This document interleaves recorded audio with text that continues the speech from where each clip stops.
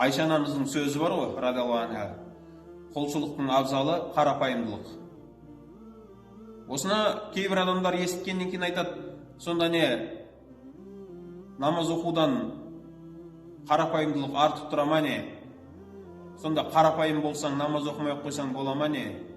Жаңағы құлшылықтың абзалы дегенді естікті ғой, енді айтады, намаз, оразаларды қоя салып, просто қарапайым болсаң да жеткілікті екен ғой онда, Мысалы, пайғамбар саллаллаху алейхи ва саллям айтқан сөзі бар. Алла тағала ең жақсы көрген адам, жақсы көретін адам, бұл басқа мұсылманның жүрегіне қуаныш сыйлай алғаны дейді. Осыны алады да, біреудің жүрегіне қуаныш сыйлай алсаң болды, Алла тағала сені жақсы көреді, онда намаз оқымай-ақ, ораза ұстамай-ақ жүре берсең бола ма не деген сияқты. Осындай өзіңе қарсы сұрақтар қойып жатады. Жігіттер, дұрысынан түсінейік. Намаз, ораза, Алланың парыз еткен бұйрықтары бар ғой, олардан сүйкімді, олардан қымбат амал жоқ. Ешқандай амал оларға салыстыруға тең келмейді. Енді қараңыз, намаз оқуыңыз сіздің, ораза ұстауыңыз бұл тақуалық емес. Бұл сізге Алланың бұйырған бұйрығы, кім болсаңыз ол болыңыз, сізге бұл екеуін орындау фарыз.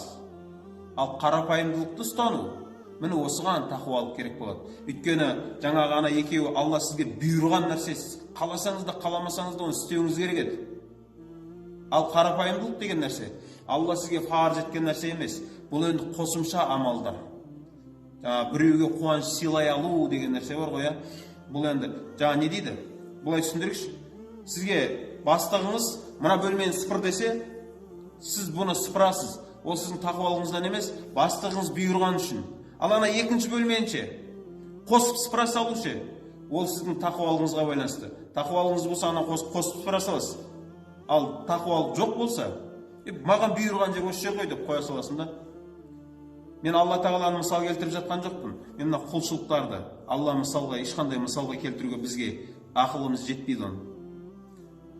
Дәл сол сияқты қарапайымдылық, ал біреуге қуаныш сыйлау деген нәрселер, міне бұл қосымша сізге не дейді, тақуалыққа қол жеткізу үшін жасалатын амалдар.